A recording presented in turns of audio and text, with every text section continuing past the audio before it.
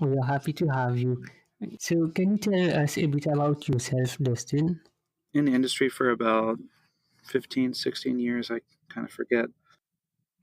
I started out working with, well, I was in doing like enterprise software for insurance and banks. And eventually I went to work for Microsoft, where I worked there for 10 years. And now I work for Uber. And I've been a software engineering manager for probably about 7 years, I think. I wrote a book on .NET Core about a year ago, so please check that out. It's called .NET Core in Action. Scott Hanselman did the forward for it, which was really, it's a great endorsement. Awesome. You've been working on a tool called Cadence, is that right? Cadence, yes. Cadence, right. So, it is a cloud orchestration system, from what I understood. Yeah, it's, if you think of it, it's similar to Amazon's SWF, and practically it's the same people that came up with SWF are now building Cadence at Uber, and it's kind of like version two. But the biggest difference is that it's open source. Also, it's not like a SaaS offering like it is in Amazon. You can't just go to Uber and use Cadence. You basically download it from GitHub and use it that way. That's great because there are also another cloud orchestration system from IBM I found. It is used for coordinating and managing computer resources and services. You can define a logical flow of activities from a start event to an end event to accomplish a specific service. So a service can include JS scripts or web services itself. So Cadence is a bit different. So to give you an idea of the use case, we'll take an example. So say like at the end of an Uber trip, you usually have this chance to provide a rating and tip the driver. If you imagine this tip scenario, so you're in the app and you pick a dollar amount, and then you're going to tip the driver, I don't know, like $2. When it gets sent to the back end, so to Uber's servers, it's basically saying, I want to tip this driver, and then the transaction has to occur. We have to debit the rider's account, and we have to credit the driver's account, and we have to make sure that that happens. It's like all or nothing. So because we don't want to charge you twice, we don't want to remove money from your account if we didn't actually pay the driver, and et cetera. So the very core of the business logic that you imagine there is just debit and credit.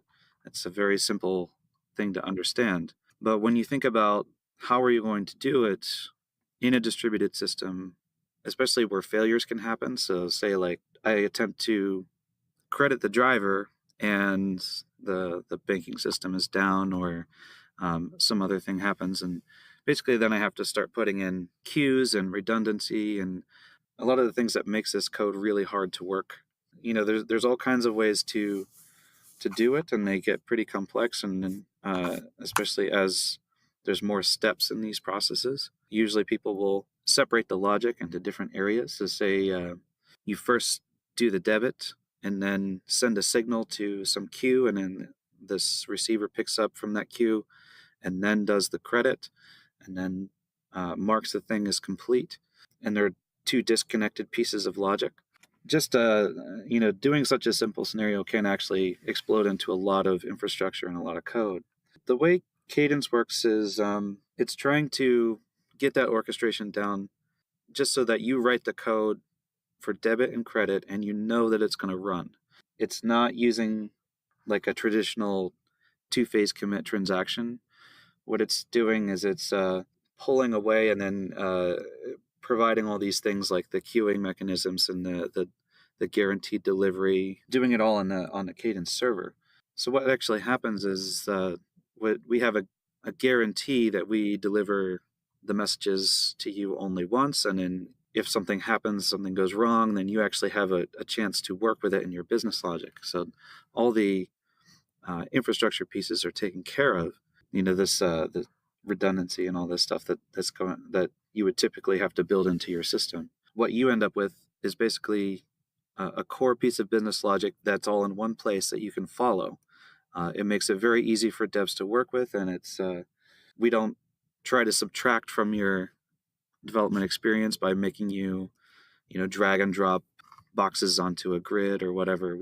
It's either in we have a Go client and a Java client, and you can just write, you know, pretty normal Java or Go code to do your orchestrations. So it's actually pretty interesting, and there's a lot of there's a pretty cool video from Maxim, the creator of it, that I can share a link with you, so you can put it in the show notes.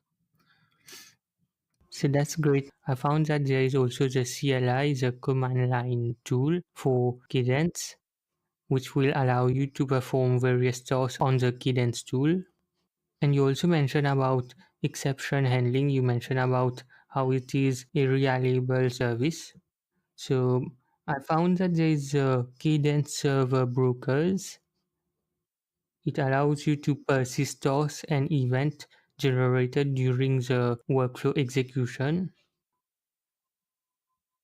The broker gets kind of into the details of how it works, which is almost, I mean, there is like a whole architectural thing, a YouTube video under Uber Engineering that talks about exactly how Cadence sends the messages around and how it does these guarantees. Um, but for the most part, I mean, it's you build a worker, so, sort of like you would do with SWF. It's a very similar system. You build your worker, and that hosts the activities and it hosts the workflows that you're going to run. Um, and then it's talking to the Cadence server on the back end.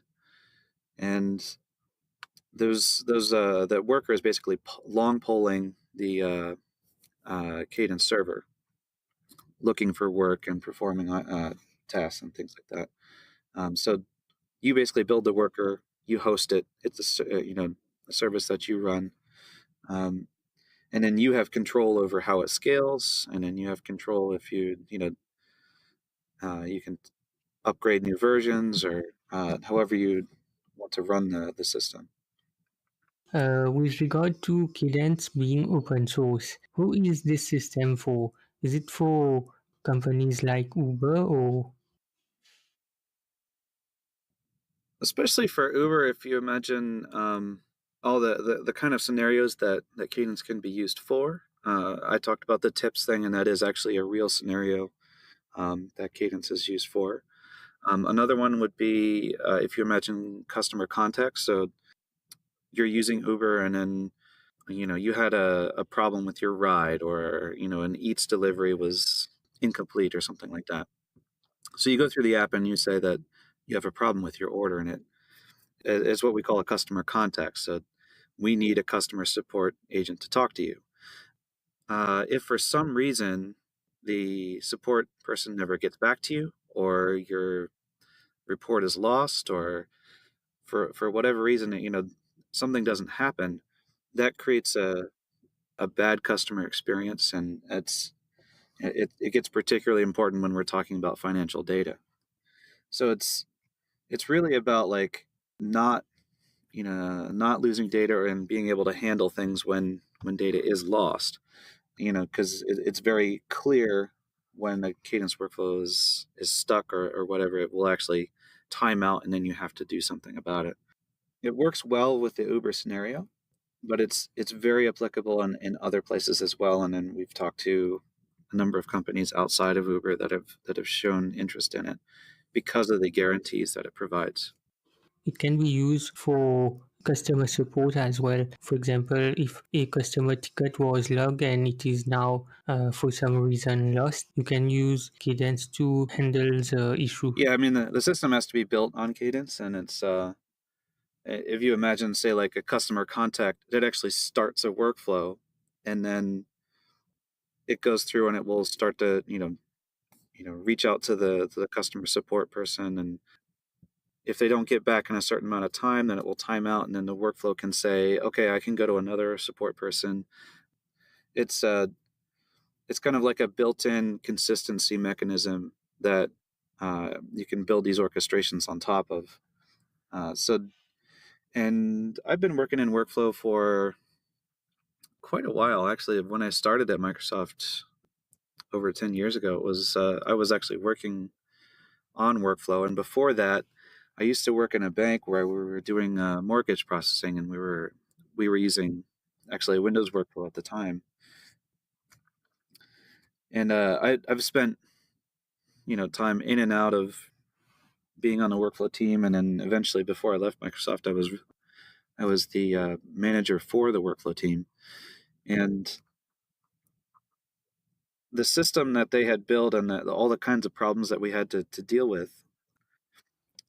I'm quite impressed by what Cadence provides, because there's all these kinds of problems that you have to deal with. How do you, like, the traditional way, and was you had this great big server, and it was in your own custom data center, and you could actually do, with Windows, distributed transactions across all these machines.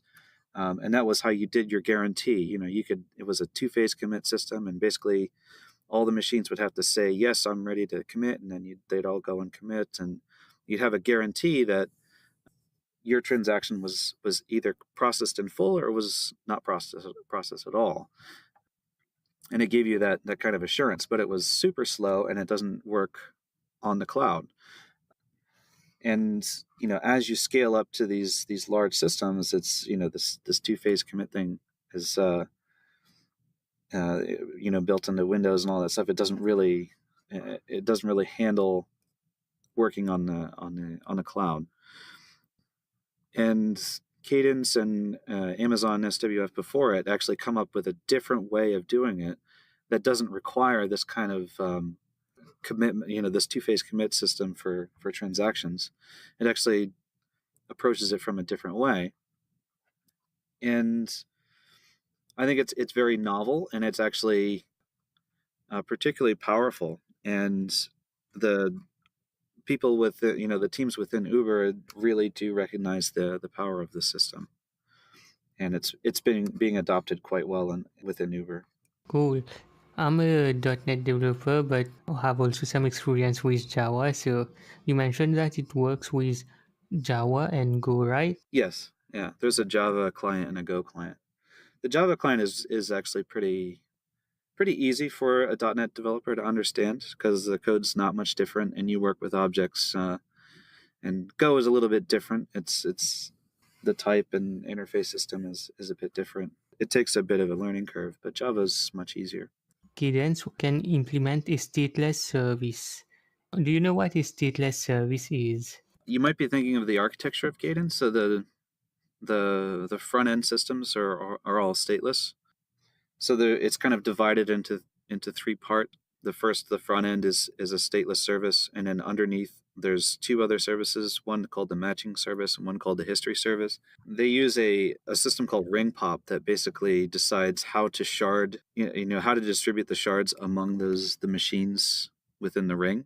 So there's a stateless front end, but then the back end is not quite stateless. Each of those nodes in there will own a certain number of shards, and then if the node goes down, there's a timeout, and then the other machines will take over those shards. From the client side, from the for the person that's building a worker that's going to be using Cadence, what they're doing there is they're putting state, like, say, into a Java workflow. You can actually put the workflow is a class. You can have fields in that class, and when the workflow is replayed, what it does is it puts back all the data in those fields as it runs through the method and catches back up. So you can put state inside these objects, and it will be guaranteed to be reproduced every time the workflow is executed. That's a great explanation. Now, moving on, we were going to talk about managing a development team. I think what's interesting in this industry is, there's as you go through your engineering career, you get to this point where you have these two paths. You can actually go into this management path, or you can continue as an individual contributor, and I see. And going from being a developer to being a manager is not something that has a very clear education path, or there's not a lot of very clear guidance on how you make that transition and how you become a good manager, because it's quite complicated. See, when I started out, I got as a manager my first time. I had four people that were reporting to me, and so I'm still expected to make individual contributions. So I'm still expected to be a developer and write software, and then also manage these people. So you're kind of half and half. You're just taking on more responsibilities and kind of cutting down what you do with development.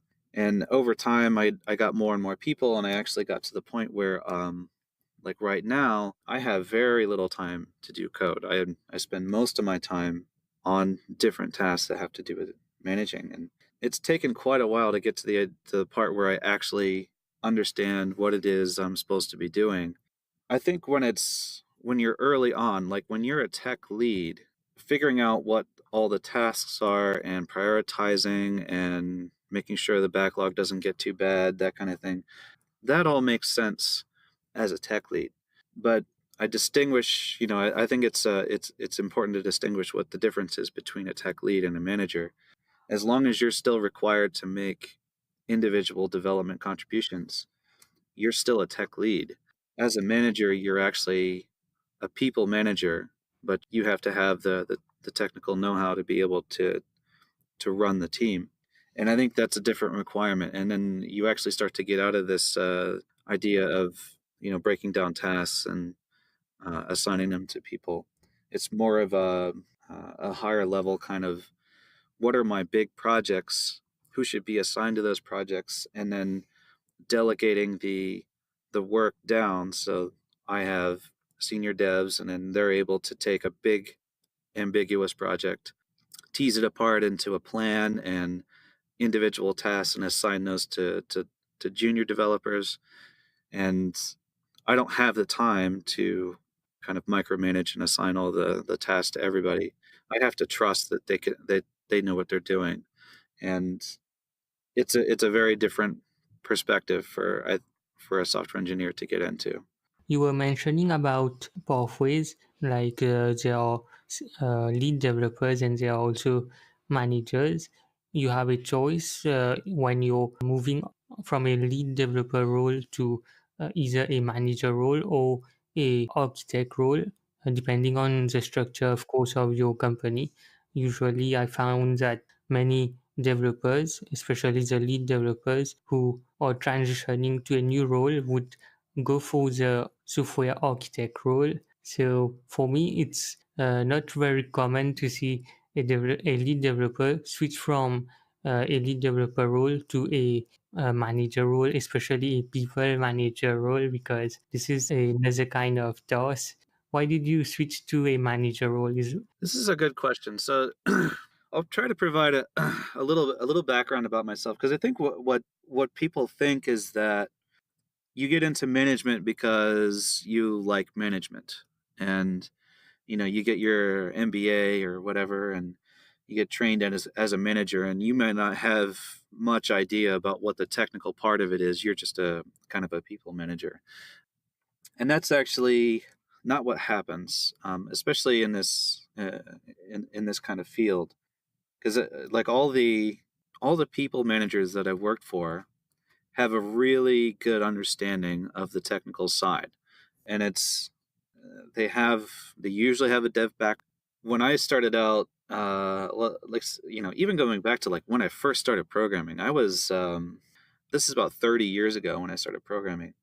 I had a lot of ambition. I was, I built all this great, this really fun stuff, and I was really going to get into the games. So I started out. I This was back in the original 8086 days, before the 286 came out, and I had built this thing where it was a library for drawing pixels and drawing lines and drawing circles. I was using Bresenham's algorithms. It was all done in assembly, like it was inline assembly that you could embed within a C++ program.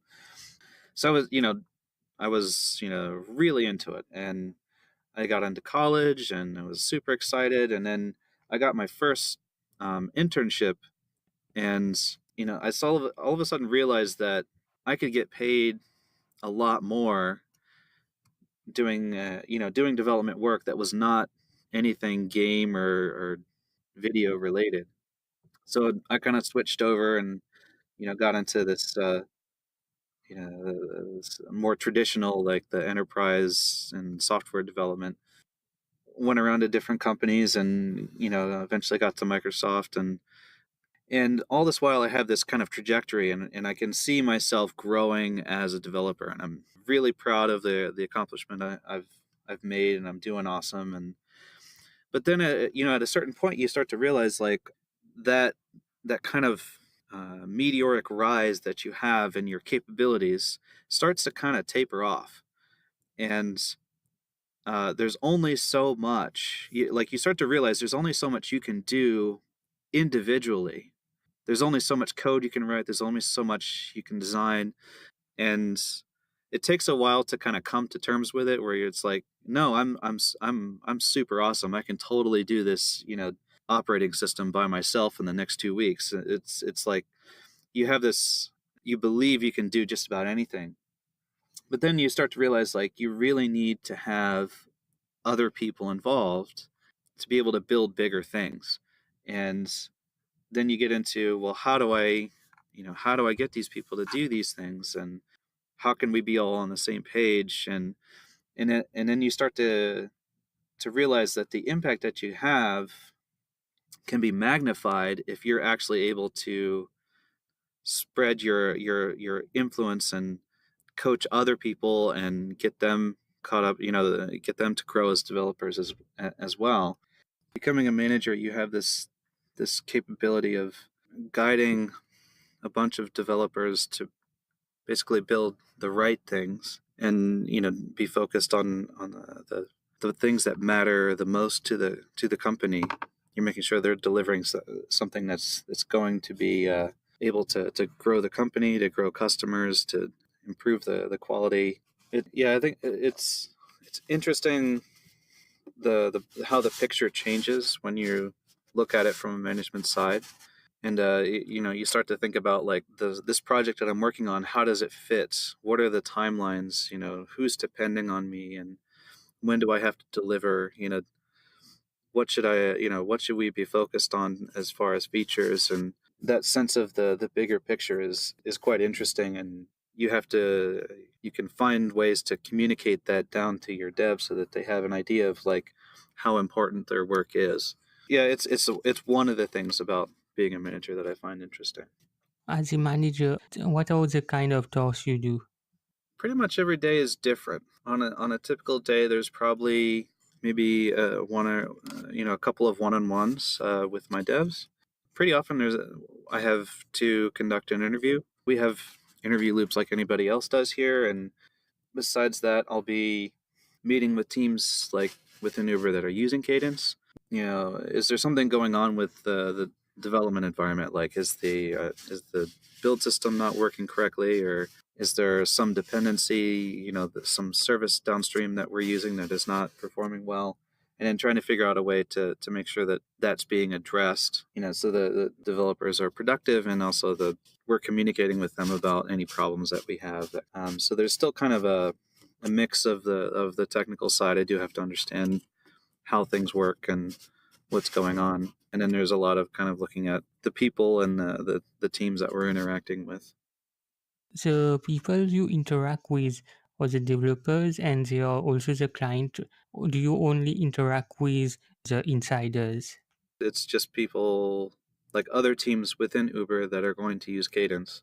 And I find all kinds of ways. Like I work on the documentation, and I answer questions in our chat group, and I try to be as connected as possible, so I know what other teams within Uber are interested in Cadence, and what are their use cases, and are there any things that they need in order to adopt Cadence, or is there something that they don't like, or trying to get a holistic picture of what our project is and how it fits, and then I can have a better idea about what kind of direction we should be going in. And occasionally I get to talk to people outside of Uber. Those are like particular, this company is interested in Cadence and they want to know more about it. I try to do things outside publicly too. Like say like when you're an engineer and you're starting out, everything's very clearly defined. You have to do this, and then after that you do these tasks, and it's you have to deliver this feature by this time period. For a manager, the you kind of define what it is that you think is success. I think we should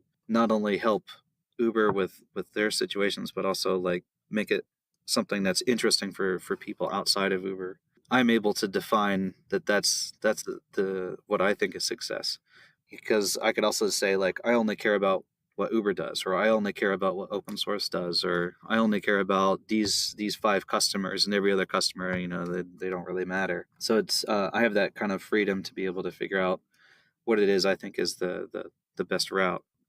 The managers have to be very involved with the promotion aspects, and getting known and working with other teams. And say like with Microsoft, the hierarchy is very well established, and the process, the lines of communication are a little bit more defined. It makes it more restrictive, and it actually gives you less power as a manager to do things, I think. You were mentioning the difference also between a team leader and a manager to encourage the personal development of the team members in the sense that you are giving them training plans and development plans. Is it a team leader task or is it a manager task? So that's more of a manager part. So when you think about like each person on my team, I have a goal to grow them as a developer. And each person is different, and they have to have some individualized plan. What are their strengths? What do they need to work on? What projects would not only help them, deliver well, and but also grow? Like what would challenge them and get them to get to the next level? So there's a lot of kind of looking at what's our roadmap, what things do we have to deliver, and who's best suited to take over some, each of these projects, each of these features, and in what order. Because best suited doesn't necessarily mean like the developer is awesome at this particular area. It could be that I need somebody to grow and they're not familiar with this area, but this would be a great opportunity for them. So I know it's going to take longer for them to ramp up than, say, the senior dev that's already familiar with the system. So I have to kind of account for that and figure out, okay, we do have time. This person can work on this and take an extra amount of, a few extra weeks, a couple extra months, something like that. Ultimately, I get a better developer out of it. I can, get them promoted next time, and move them up, and then have them become a tech lead or a mentor, or, even just an example, a great developer on the team. Do you also use information management tool? I have some example. There is Jira, VSTS, also known as Azure DevOps. There is Tracker. Do you use one of these or any different? The tool actually doesn't really do much to help with the majority of management. If you're trying to plan out a project, you're probably a project manager or a product manager, and you might write up this great big Gantt chart and have all these ideas of, this dev is going to work for this many days. I try not to get into that kind of granularity.